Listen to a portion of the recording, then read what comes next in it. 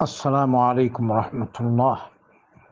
الحمد لله رب العالمين، والصلاة والسلام على نبينا محمد وعلى آله وصحبه أجمعين، وبعد.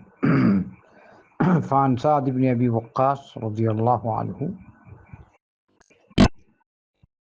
عن النبي صلى الله عليه وسلم قال: إن الله يحب العبد التقي الغني الخفي. صحيح مسلم 2965 নম্বর হাদিস। আল্লাহ রাসূল সাল্লাল্লাহু আলাইহি ওয়াসাল্লাম বলেছেন,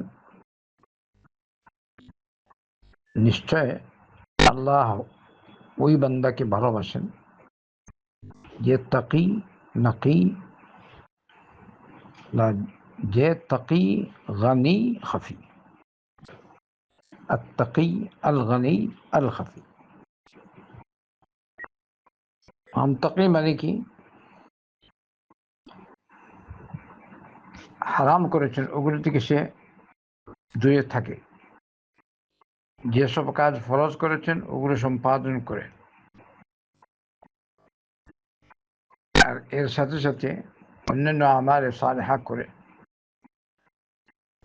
কিন্তু মেইন হলো আসল কাজ মুহাররামাত থেকে বাঁচা, হারাম কাজ কর্ম থেকে বাঁচা, আর ওয়াজিবাত ফরাইজ আদায় করা।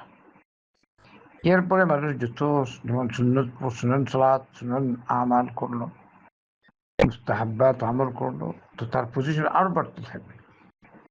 কিন্তু আপনি সুনানের উপর আমল করলেন, কিন্তু আপনি হারাম কাজ ছাড়লেন না, তাহলে তার মুত্তাকি হলেন না। তো মুত্তাকি যে মুহাররামাত থেকে বাঁচে, শিরক বেদাত থেকে বাঁচে, হারাম কাজ, যে কোনো হারাম কাজকর্ম থেকে বাঁচা, এটা মুত্তাকি। আর আল্লাহ যেসব কাজ ফরজ করেছেন, যেগুলো হিসাব নিকাশ হবে, সেগুলো সে সম্পন্ন করে।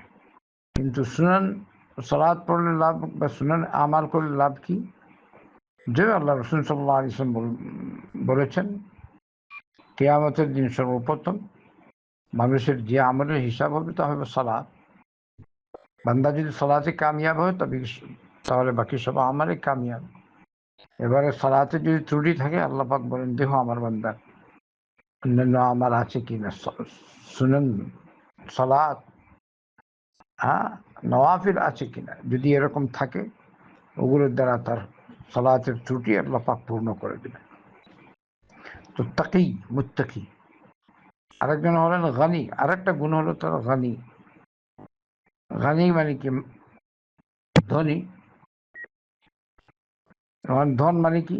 ধনের সংজ্ঞা আল্লাহ রাসূল সাল্লাল্লাহু আলাইহি ওয়াসাল্লাম বলেছেন, লাইসাল গিনা আন কাসরাতিল আরাদ ওয়ালাকিন্নাল গিনা গিনান নফস।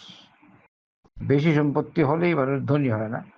প্রকৃত ধনী সে যার মন ধনী। এই জন্য দেখবেন অনেক মানুষের কোটিপতি, কিন্তু হক আদায় করে না মানুষ। আউযুবিল্লাহ। গরিবের হক আদায় নেই, শুধু ধন বাড়াবার জন্যই সচেষ্ট। এটা গানি না, এটা হলো বখি। এটা ফকির থেকে আরো বড় ফকির, এটা মিসকিন থেকে আরো বড় মিসকিন, যে গরিবের হক আদায় করে না, মালের হক যে আদায় করে না। আল গানি।